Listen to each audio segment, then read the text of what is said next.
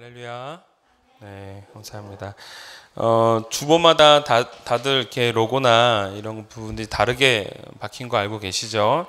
여러분들의 이번에는 좀 여러분들의 의견을 그냥 물어보고 제가 또 결정하는 데 있어서 좀 수월하기 위해서 여러분들의 의견을 좀 구하는 거니까 너무 불만 갖지 마시고 묻는 말에 잘 대답을 해주세요. 알았죠? 네, 그래서 여러분들이 정해주시는 가운데 저도 이제 내 생각과 많이 다르구나라는 걸 저도 많이 느낍니다.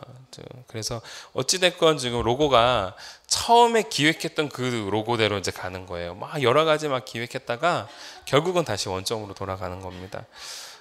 그러는 가운데 정말 이렇게 우리 교회가 이 동탄 지역에서 또는 이제 나라와 민족을 위해 준비되어지는 출발입니다. 우리의 얼굴이기도 하고요. 그래서 여러분들이 좀 관심 갖고 이렇게 봐주셨으면 좋겠습니다. 오늘 하나님이 주시는 말씀 함께 봅시다. 창세기 13장 1절부터 오늘 18절까지의 말씀. 창세기 13장 1절부터 18절까지의 말씀 제가 봉독해 올립니다. 아브라함이 애굽에서 그와 그의 아내와 모든 소유와 롯과 함께 네겝으로 올라가니 아브라함에게 가축과 은과 금이 풍부하였더라. 그가 네겝에서부터 길을 떠나 베델에 이르르며 베델과 아이 사이 그 전에 장마 쳤던 곳에 이르니 그가 처음으로 제단을 쌓은 곳이라. 그가 거기서 여호와의 이름을 불렀더라. 아브라함의 일행 롯도 양과 소와 장막이 있으므로 그 땅이 그들이 동거하기에 넉넉하지 못하였으니 이는 그들의 소유가 많아서 동거할 수 없음이니라. 그러므로 아브라함의 가축의 목자와 롯의 가축의 목자가 서로 다투고 또 가나안 사람과 브리스 사람도 그 땅에 거주하였는지라. 아브라함이 롯에게 이르되 우리는 한 친족이라. 나나 너나 내 목자나 서로 다투게 하지 말자. 내 앞에 온 땅이 있지 아니하냐. 나를 떠나가라. 내가 좌하면 나는 우하고 내가 우하면 나는 좌하리라. 이에 롯이 눈을 들어 요단 지역을 바라본즉 소알까지 온 땅에 물이 넉넉하니 여호와께서 소돔과 고모라를 멸하시기 전이었으므로 여호와의 동산 같고 애굽 땅과 같았더라. 그러므로 롯이 요단 온 지역을 택하고 동으로 옮기니 그들이 서로 떠난지라. 아브라함은 가나안 땅에 거주하였고 롯은 그 지역의 도시들에 머무르며 그 장막을 옮겨 소돔까지 이르렀더라. 소돔 사람은 여호와 앞에 악하며 큰 죄인이었더라. 롯이 아브라함을 떠난 후에 여호와께서 아브라함에게 이르시되 너는 눈을 들어 너 있는 곳에서 북쪽과 남쪽 그리고 동쪽과 서쪽을 바라보라. 보이는 땅을 내가 너와 내 자손에게 주리니 영원히 이르리라. 내가 내 자손이 땅에 티끌 같게 하리니 사람이 땅에 티끌을 능히 셀 수 있을진데 내 자손도 세리라. 너는 일어나 그 땅을 종과 횡으로 두루 다녀보라. 내가 그것을 내게 주리라. 이에 아브라함이 장막을 옮겨 헤브론에 있는 마므레 상수리 숲에 이르러 거주하며 거기서 여호와를 위하여 제단을 쌓았더라. 아멘. 오늘 창세기 13장 말씀을 통해 눈을 들게 하시는 은혜라는 제목으로 우리 함께 은혜를 나눕니다. 우리가 지난주와 이제 연결돼서 12장을 나누면서 아브라함은 그의 아버지 데라가 죽게 되어집니다. 물론 데라의 여정은 가나안 땅을 향하는 여정이었습니다. 그러나 가나안 땅에 들어가기 약 한 20km, 30km, 또 많게는 한 50km를 앞에 두고 하란이라는 땅에 이제 머물게 되어집니다. 그러면서 그 데라의 인생이 바로 죽음으로 마무리가 지어지죠. 그리고 12장에 넘어가면서 하나님이 그 데라의 아들이었던 아브람을 이제 부르십니다. 그 부르심에는 큰 축복이 약속되어져 있습니다. 그리고 그 약속된 것을 믿고 의지하면서 아브라함은 하나님의 부르심에 따라 갈 바를 알지 못하는 그곳을 향해 나아갑니다. 그런데 그곳을 향해 나아갈 때 물론 축복이 약속이 되어졌으나 그 과정 속에는 무엇이 따르더라? 기근이 따르더라라는 겁니다. 기근이 그를 기다리고 있었고 또한 믿음의 연약함으로 말미암아 하나님이 약속하신 그 땅을 떠나 애굽을 향해 나아가게 되어집니다. 애굽에 내려갔을 때는 여전히 불신앙적인 요소, 연약함의 요소를 갖고 죽지 않기 위하여 자신의 아내를 누이라 속이고 결국은 바로에게 자신의 아내를 상납하는 그렇지만 하나님의 개입으로 말미암아 그 계획들이 깨지게 되어지고 오히려 바로를 향해 하나님이 징계하심으로 바로가 깨닫고 그 여인이 아브라함의 아내였음을 알고 그를 다시 돌려보냅니다. 그 돌려보내는 가운데 미리 주었던 은금, 가축들, 그러한 가축들과 은금은 무엇 때문에 주었습니까? 그렇죠. 아내를 준 보상으로 주었던 겁니다. 하지만 그것을 다시 거둬들이지 아니하고 생명도 살려주고 다시 본토 고향으로 떠나게끔 만듭니다. 그러면서 오늘 13장으로 넘어오는 겁니다. 자, 오늘 이 13장으로 넘어오면서 이 본문의 과정이 마치 어떤 느낌을 갖고 있냐면 창세기 12장 하반절에 나와 있는 아브라함이 애굽으로 내려갔다가 큰 재산을 얻고 다시 가나안 땅으로 돌아오는 그 과정이 향후 출애굽기에 등장하고 있는 그 자손의 모습을 보여주고 있다라고 이제 예표하고 있다라고도 말씀하시는 신학자들이 계십니다. 물론 그 다르지 않습니다. 그럴 수도 있습니다. 그리고 그러한 예표로서 오늘 우리에게 보여주고 있는 건 맞습니다.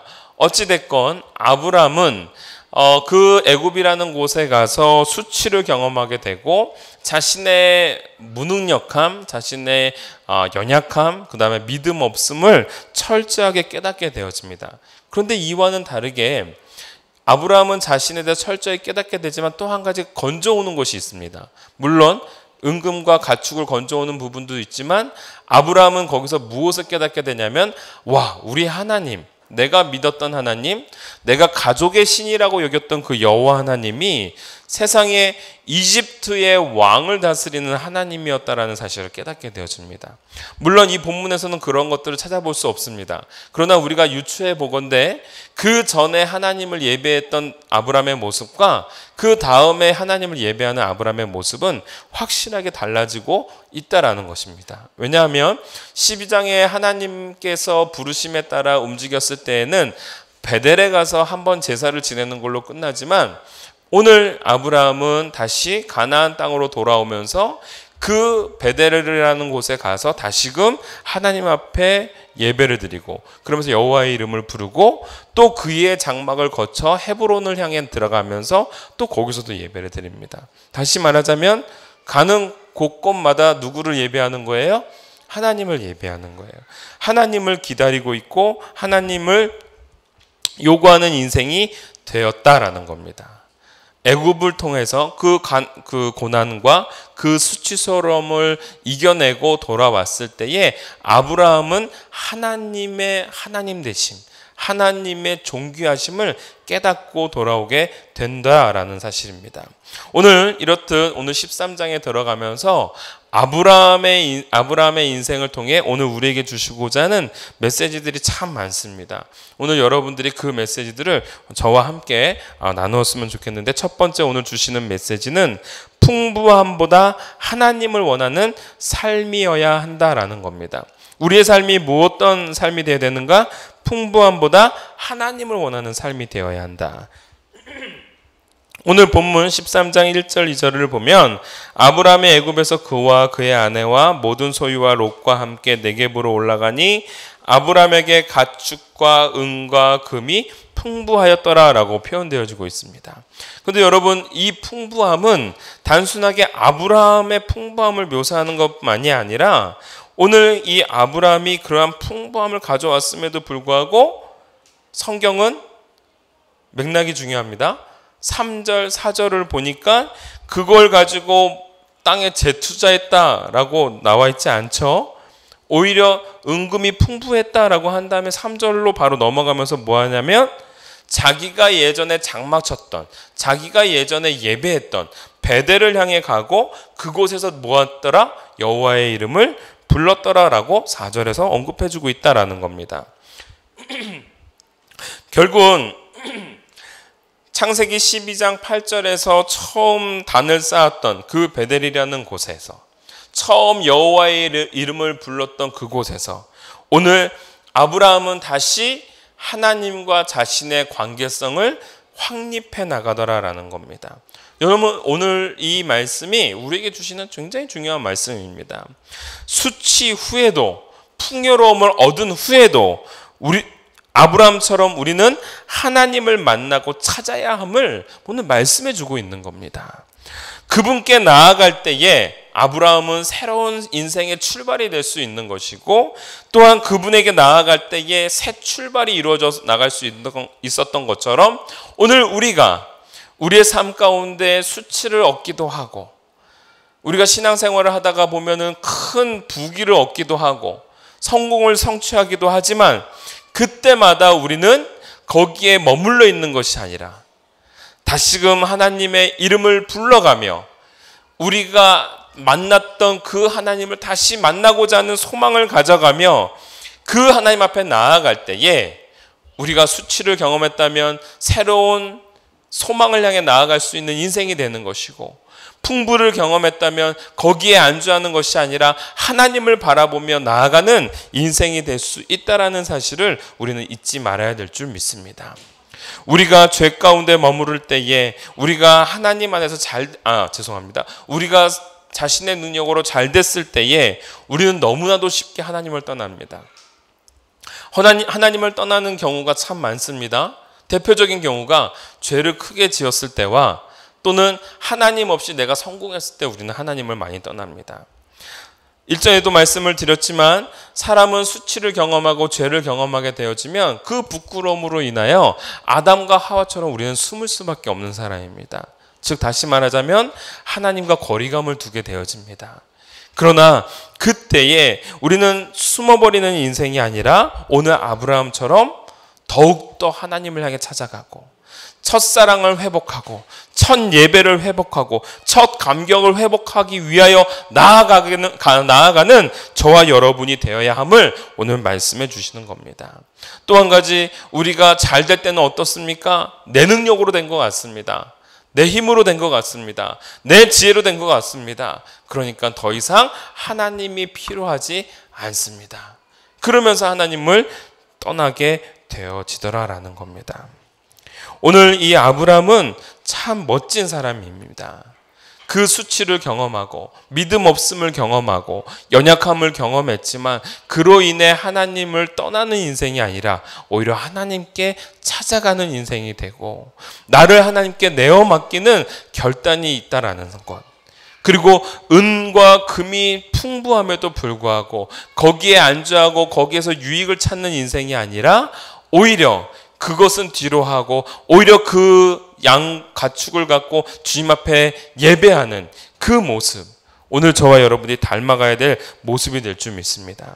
오늘 이 아브라함과 롯은 너무나도 달랐습니다. 우리가 성경을 읽을 때 여러분, 성경의 문맥도 되게 중요합니다. 일관성 있게 흐르는 부분도 되게 중요합니다. 그런데 성경에서는 참 미묘한 지적질이 있습니다. 예를 들면 이런 겁니다. 우리가 그 열왕기서를 공부를 하면 어떠한 부분이 등장하냐면 솔로몬이 자기의 집을 위하여, 성전을 위하여 7년 동안 성전을 지었다라는 대목이 나오고, 그 다음 구절이 바로 뭐로 넘어가냐면 솔로몬이 자기의 왕국을 위해서, 즉 자기가 거하고 있는 왕궁을 위해서는 13년 동안 그걸 할애했다라는 표현이 나옵니다. 자, 성전을 짓기 위해서는 7년을 할애하고 자신의 왕궁을 짓기 위해서는 13년을 공들였다라는 것을 바로 앞뒤로 서술해 놓습니다. 그리고 그거를 중심으로 장이 나눠집니다. 의도하는 바가 있는 겁니다. 꼬집는 겁니다. 이 글을 쓰고 있는 저자가 솔로몬이 점차 하나님으로부터 멀어지고 있는 모습들을 꼬집고 있는 겁니다. 자, 그러한 꼬집는 것처럼 오늘 본문도 그러한 꼬집는 부분이 등장을 합니다.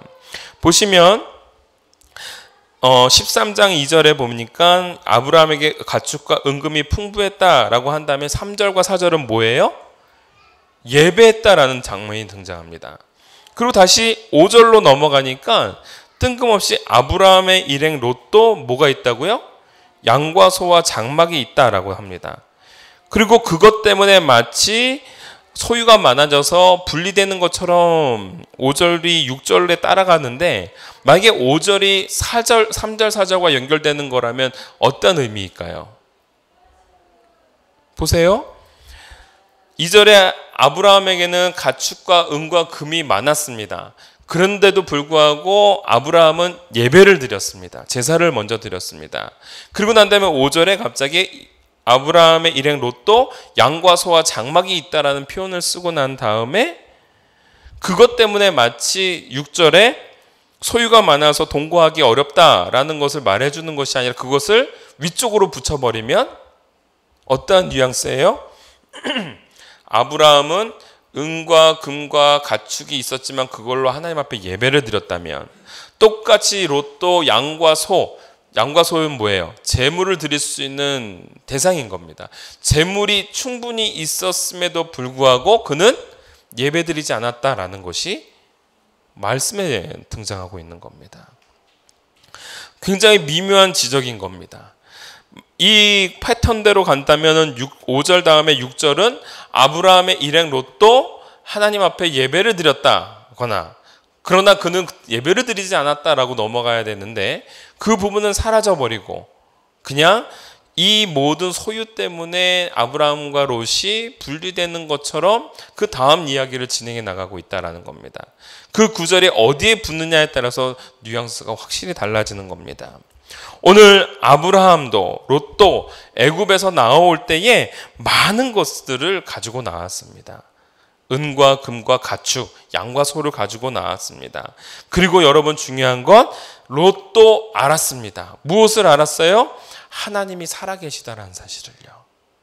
하나님이 바로를 통하여서 우리 가정 가운데 역사하고 있다라는 것을 똑같이 롯도 경험하고 왔습니다.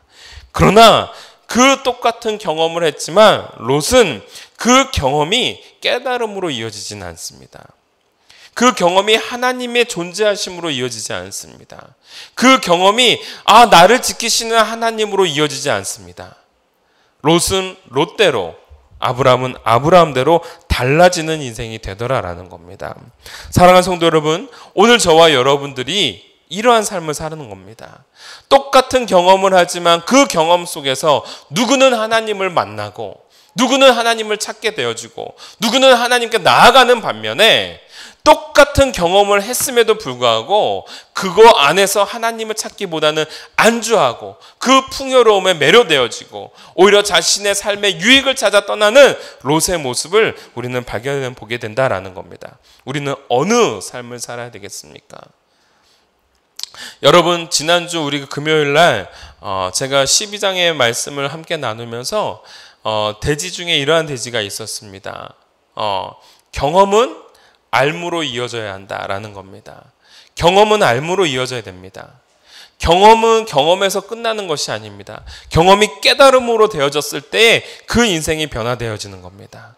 오늘 롯에게는 그 경험이 깨달음으로 변화되지 못했던 것입니다. 오늘 이 본문 안을 많이 살펴보면서 우리는 역시 아브라함은 믿음의 사람답구나. 왜 이 사람이 믿음의 조상이 될 수밖에 없는지를 우리는 살펴보아야 되는 겁니다. 그 믿음의 조상이라고 말하고 있는 아브라함도 그 예전에는 여전한 수치스러움 또한 연약함, 불순종의 삶을 살았던 인생이었음을 여실히 드러내고 있지만 그러한 과정 속에서 점차 하나님을 알아가는 성숙의 단계가 나타나고 있음을 우리는 잊지 말아야 될 줄 믿습니다. 오늘 두 번째로 우리에게 주시고자 하는 메시지입니다. 두 번째는 우리가 보는 눈에서 보게 하시는 눈이 되게 하여야 한다라는 겁니다. 보게 하시는 눈이 되게 하라. 오늘 이게 중요한 겁니다. 여러분, 아브람과 롯은 소유의 많음으로 인하여서 결국 함께 할 수 없습니다. 근데 참 희한합니다. 소유가 많고 넉넉해지면 가족들을 간수할 줄 알았고 가족들이 행복하게 살 줄 알았고 특히 아브라함에게 있어서 조카 롯은 그냥 조카가 아닙니다. 자신의 분신입니다. 아들과 같은 존재입니다. 아들을 갖지 못하는 아브라함에게 있어서 이 조카 롯은 너무나도 큰 존재였습니다. 아들처럼 여기고 있었고 그를 위해서 늘 데리고 다녔습니다. 하물며 하나님이 너의 본토 친척 아비집을 떠나라고 말씀하셨을 때 그 친척들과 관계를 끊으라고 말씀하셨을 때에도 하나님의 뜻을 저버려가면서 불순종해가면서 그 조카를 데리고 왔던 사람이 아브라함이었습니다. 그만큼 소중했던 존재였다라는 겁니다. 그렇게 생명만큼이나 아끼고 있었던 그 아브라함이 조카를 데리고 왔는데 그 조카와 뭐 하는 거예요? 분리가 되는 거예요. 분쟁이 일어나는 거예요. 다툼이 일어나는 거예요. 뭐 때문에요? 풍부함 때문에, 재물 때문에. 오히려 함께 할 수 있을 거라고 생각했는데 그 재물로 인하여, 풍요로움으로 인하여 오히려 등을 지게 만드는 일이 일어나게 되어집니다. 그때 아브라함은 그 조카 롯을 얼마나 사랑하는지를 보여주고 있습니다. 뭐 하고 있습니까? 우리가 다투지 말자, 내가 먼저 땅을 택하라 라고 우선권을 줍니다. 여러분 10절을 보니까 10절에 이에 롯이 눈을 들어 요단 지역을 바라본 즉 소알까지 온 땅에 물이 넉넉하니. 왜 물이 넉넉한 곳을 요구할 수밖에 없을까요? 네, 먹고 살기 좋은 곳이거든요. 물이 많아야 자신들의 가축들이 풍요롭게 풀을 뜯어 먹을 수 있거든요. 그러한 초장을 향해 나아가기를 원했던 겁니다. 그런데 여러분 참 재밌는 것은 무엇입니까?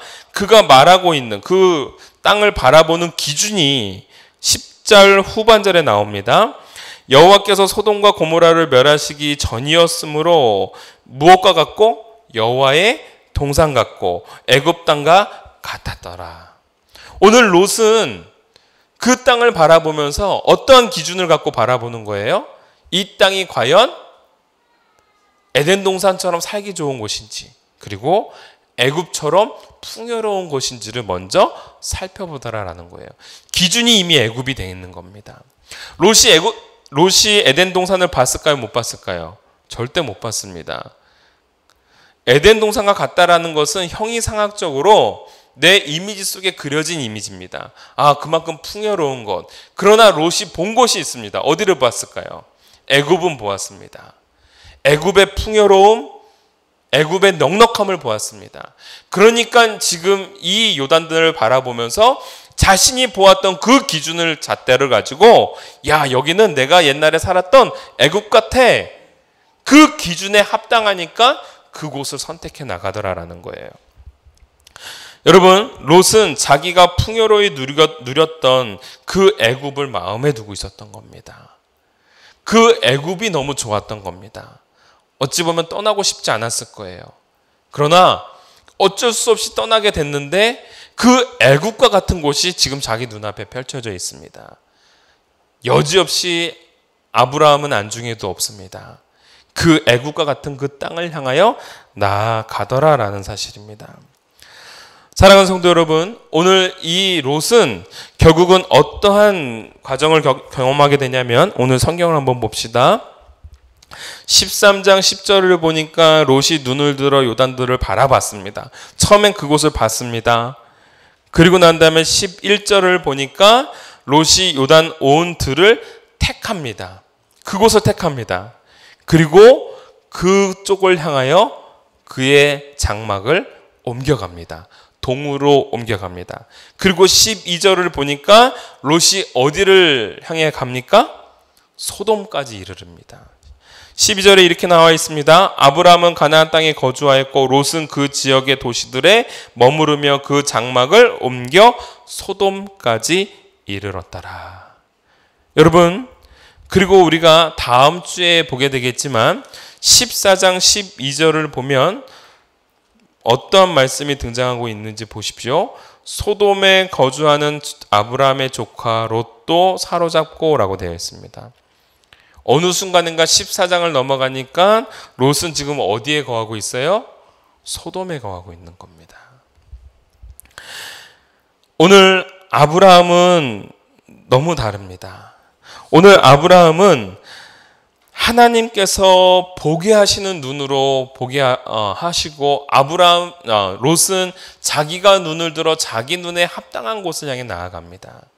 결국은 롯은 자기의 안목에 맞는 대로, 안목의 정욕에 대해서 합당한 대로 그곳을 향해 나아가니까 결국은 어디를 향해 나아가요? 소돔을 향해 나아가는. 소돔이 무엇입니까?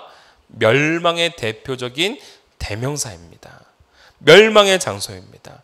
멸망을 향해 나아가는 겁니다. 그런데 이와는 달리 아브라함은 어떻게 합니까? 여러분들 오늘 본문 말씀 가운데 이 부분 한번 보십시오. 오늘 13장 14절을 보십시오. 롯이 아브라함을 떠난 후에 여호와께서 아브라함에게 이르시되 너는 눈을 들어 너 있는 곳에서 북쪽과 남쪽 그리고 동쪽과 서쪽을 바라보라 라고 말씀하고 계십니다. 지금 아브라함은 어떻습니까? 자신의 아들과 같았던 조카 롯이 자기를 안중에 두지도 않고 자신의 풍요에 따라서 요단을 향해 나아가고 소돔을 향해 나아갑니다. 큰 상실감을 얻습니다. 박탈감을 얻습니다. 아무것도 바라볼 곳이 없습니다. 그때에 하나님께서 아브라함을 찾아오십니다. 그리고 상실과 낙심과 허탈함 속에 머물러 있는 아브라함으로 하여금 눈을 들어 하나님이 예비해 놓으신 약속의 땅을 바라보게 하시더라라는 겁니다. 세 번째 대지입니다. 하나님은 상실 속에서 약속을 보게 하신다라는 거예요. 오늘 본문이 바로 우리에게 그러한 메시지를 주는 겁니다. 아브라함은 아들과 같은 조카 롯으로부터 인정받지 못하고 자신의 유익에 따라 뒤돌아버리는 롯의 뒷모습을 바라보면서 망연자실함 가운데 놓여집니다. 허탈합니다. 내가 하나님을 불순종하면서까지 너를 데리고 왔는데, 내가 생명을 담보로 애국까지 가면서 너를 챙겨왔는데 결국은 네가 나를 떠나버리는구나. 그런데 그 허탈감과 상실감 가운데 있는 아브라함에게 하나님은 찾아와 주시고 눈을 들어 하나님이 약속하신 땅을 다시금 바라보게 하시더라라는 것. 오늘 저와 여러분들이 하나님을 예배하고 하나님을 부르는 이유가 바로 여기 있는 겁니다. 우리가 하나님의 약속을 생각하면서 일주일 동안 믿음 가운데 살려고 애씁니다. 신앙 가운데 살려고 애씁니다. 그런데 내 뜻대로 내 신앙의 요구대로 넉넉하지 않습니다. 세상이 나로 하여금 그렇게 내버려 두지 않습니다. 좌절하고 실망하고 허탈하고 상실감이 따릅니다. 믿음을 따랐던 나는 결국은 이러한 수치감을 경험하게 되고, 믿음을 따랐던 나는 이러한 고통 가운데 허우적대고, 믿음을 따랐던 나는 누구로부터 조롱거리가 되어지고, 믿음의 길을 걸었던 나는 너무 초라한 모습이 되어졌는데, 그때 오늘 하나님은 그러한 우리들에게 임재하여 주시사, 찾아와 주시사, 다시금 그 상황 속에서 우리의 눈을 들어 하나님의 약속을 바라보게 하신다라는 것. 여러분,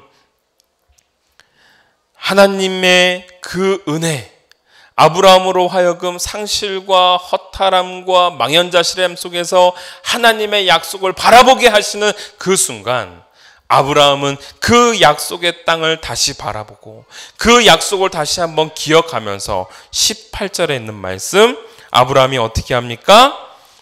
이에 아브라함이 장막을 옮겨 헤브론에 있는 마므레 상수리 스풀에 이르러 거주하며 거기서 여호와를 위하여 제단을 쌓았더라. 다시금 하나님을 예배하는 겁니다. 다시금 예배자로 세워져 나가는 겁니다. 다시금 소망을 갖고 살아가는 인생이 되더라라는 겁니다. 롯은 그의 마음에 애굽이 가득 찼습니다. 그렇다면 아브라함은 그의 마음에 하나님이 가득 찼습니다. 애굽에서 하나님을 만나고 돌아왔거든요. 롯은 그 마음의 내용에 따라, 즉 얼마만큼 물이 풍부하냐에 따라 그 풍요의 땅을 향해 나아갔다고 한다면, 아브라함은 그 마음의 내용처럼 하나님을 알았으므로 하나님의 첫사랑을 다시 한번 회복하고자 베델을 찾아갔고 그곳에서 예배를 드렸고 다시 헤브론 땅을 향하여 나아가는 인생이 되었다라는 것입니다. 롯은 마음의 만족에 따라, 눈의 만족에 따라 땅을 바라봤다면, 아브라함은 그 주인의 말씀에 따라 약속의 땅을 바라보더라라는 겁니다. 롯은 자신의 유익에 따라 장막을 옮겨 소돔을 향해 나아갔다면, 아브라함은 말씀에 따라 장막을 옮겨 약속의 땅의 중심을 향해 나아가더라라는 겁니다. 헤브론은 가나안 땅의 중심인 겁니다. 예루살렘이 있기 전에 이스라엘 땅의 수도가 될 수 있었던 그곳, 이스라엘의 중심이 되었던 그곳, 그 헤브론을 향해, 그 중심을 향해 나아가더라라는 겁니다. 사랑하는 성도 여러분, 오늘 바로 이것이 하나님을 찾고 구하는 자의 삶이요, 그리고 특권이요, 그 과정임을 잊지 말아야 될 줄 믿습니다. 오늘 우리는 우리의 풍요를 따라 살아가는 인생이 아닙니다. 내 눈에 보기 좋은 떡을 향해 나아가는 인생이 되는 것이 아닙니다. 여길 갔더니 좀 괜찮아질 것 같아. 그곳을 따라가는 인생이 아닙니다. 우리의 마음에 하나님으로 가득 차고, 우리의 마음에 하나님으로 가득 참으로 말미암아 하나님을 예배하고, 그리고 하나님이 약속해 주신 그 땅을 향하여 나아갈 때에 우리는 아브라함과 같은 그러한 약속의 인생을 살아가는 복된 믿음의 자녀가 될 줄 믿습니다. 오늘 하나님은 우리로 하여금 약속의 땅에 거하도록 인도해 주시고, 약속의 땅에 거하여야 함을 잊지 않도록 우리를 주장해 주십니다. 사랑하는 성도 여러분, 오늘 저와 여러분들이 내 유익이나 내 풍요의 마음을 빼앗기는 인생이 아니라 오늘 나의 삶의 종착지는 약속의 땅임을 잊지 않으면서 내 안에 중심이 되어주시는 그 하나님을 예배하고 예배하며 그 자리를 향해 걸어나갈 수 있는 능력의 사람이 되어지기를 주님의 이름으로 축원합니다.